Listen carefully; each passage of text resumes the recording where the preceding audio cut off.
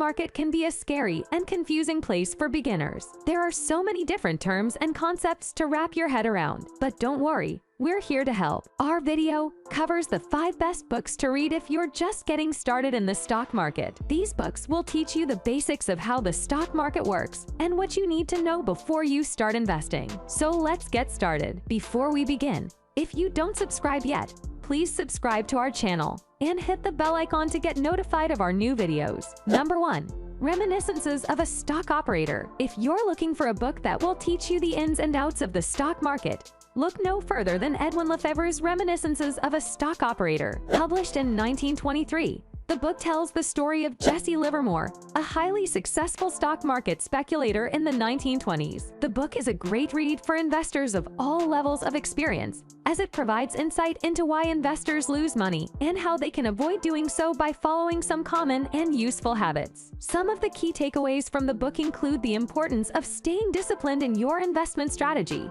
being patient when waiting for the right opportunity to buy or sell, and always doing your own research before making any decisions. Whether you're just starting out in the world of investing or you've been at it for years, Reminiscences of a Stock Operator is a book that is sure to provide you with valuable insights and lessons that you can apply to your own investing strategy. Number 2. How to make money in stocks. Yes, if you're interested in learning how to trade stocks and make money in the stock market, then you should definitely check out the book How to Make Money in Stocks by William O'Neill. Published in 1988, this book explains 𝐦𝐨𝐬𝐤𝐞 slim system of investing, which is a tried and true method for picking winning stocks and making money in the market. One of the things that makes this book so great is that it doesn't just focus on the technical aspects of stock trading, but also on the fundamental factors that go into picking winning stocks. For example, O'Neill emphasizes the importance of choosing growth stocks that have the potential to change the world with their innovative products. While the book does an excellent job of teaching readers how to find and trade winning stocks,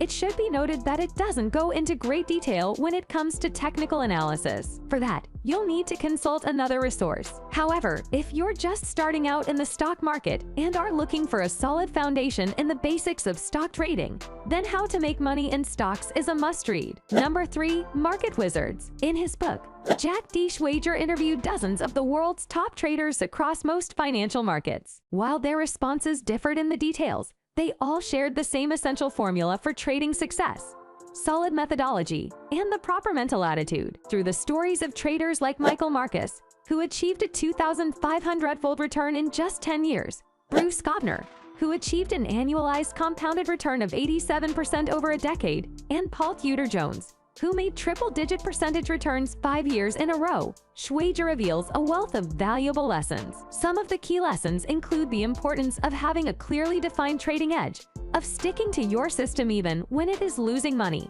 and of maintaining strict discipline in your trading. Perhaps the most important lesson of all is that success in trading is not about being right all the time, but about making money when you are right and limiting your losses when you are wrong. By following the advice in this book, you will be well on your way to becoming a successful trader. Number 4. Trading in the Zone. Master the market with confidence, discipline, and a winning attitude. In 2000, Mark Douglas wrote the book Trading in the Zone.